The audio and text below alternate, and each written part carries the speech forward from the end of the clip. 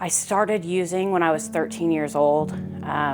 It's kind of all that I knew. Both my parents were addicts and alcoholics, and that was the environment I grew up in. I didn't know that it was wrong until later in life, after I'd already started my journey of extreme addiction. I used for 20 years. You know, I didn't know there was a better way.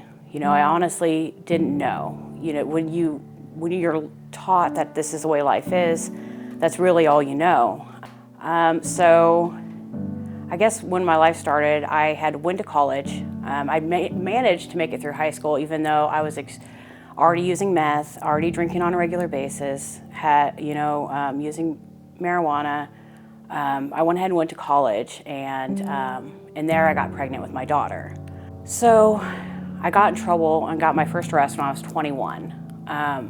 And luckily for me, my daughter lived with her dad.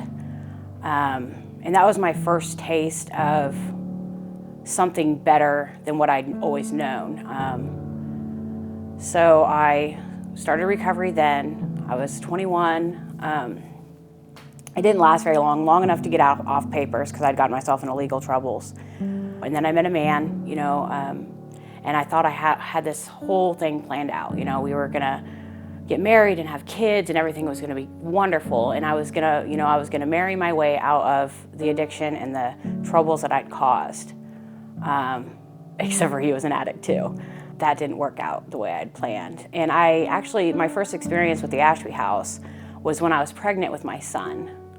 I lived there for 10 months and was clean through my entire pregnancy. But once again, it didn't stick. I moved back in with my husband, had another kid until we started using again, and he went to prison. And when he went to prison, everything changed. I didn't have no kind of support or stability, and that's when things started getting really bad.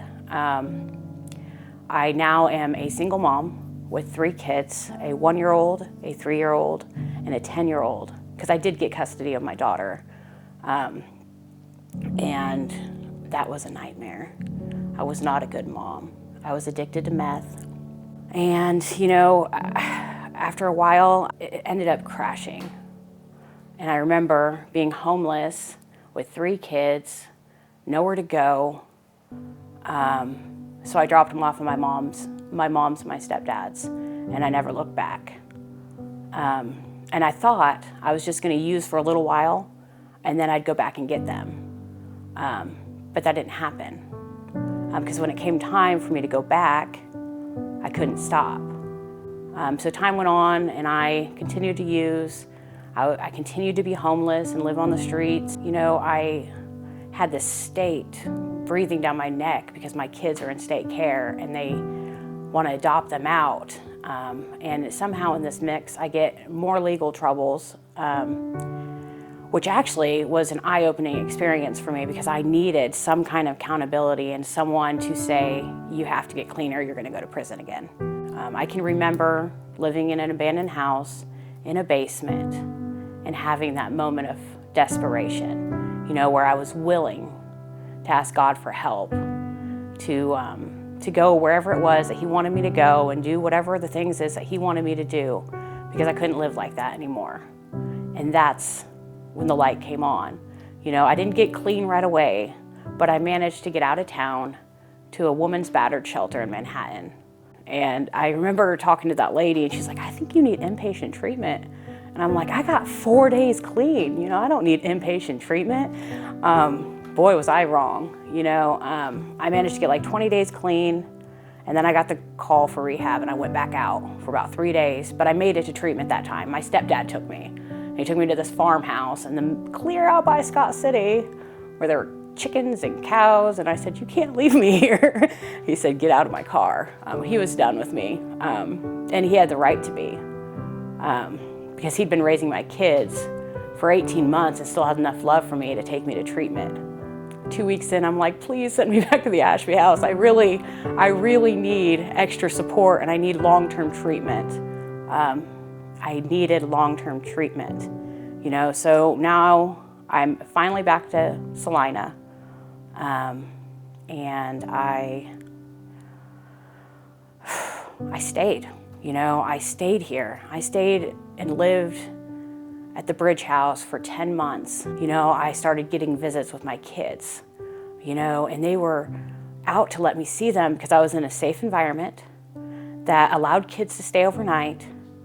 And it was hard and it was scary because now I'm a single mom, not using drugs, trying to figure out how to live life, and I have no idea what I'm doing.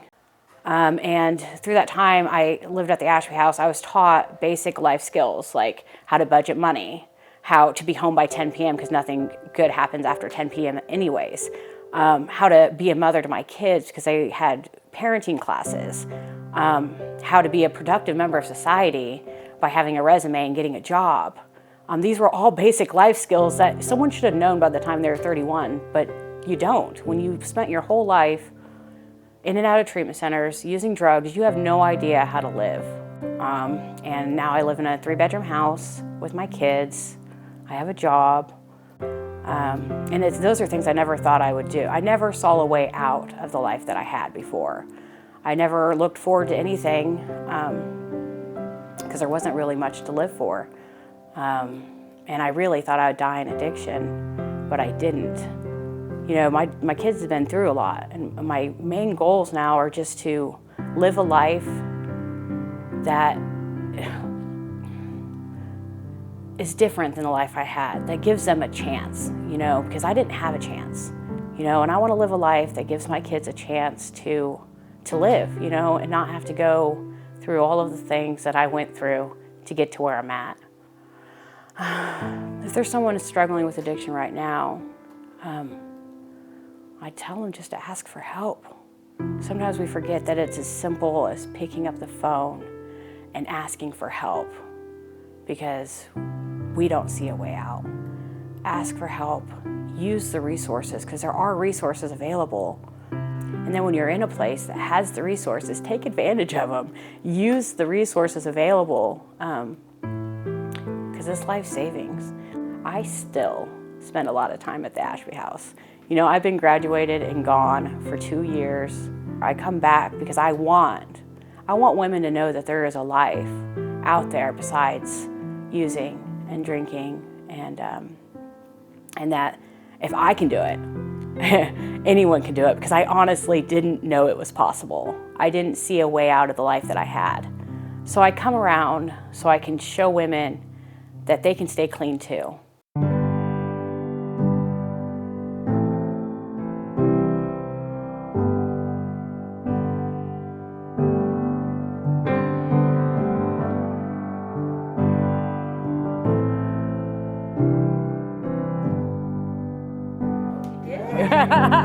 Probably my prepping before. Yeah, it was all your prepping. It was all you. Oh, it's so good. Thank you. I'm so happy for you. Thank you.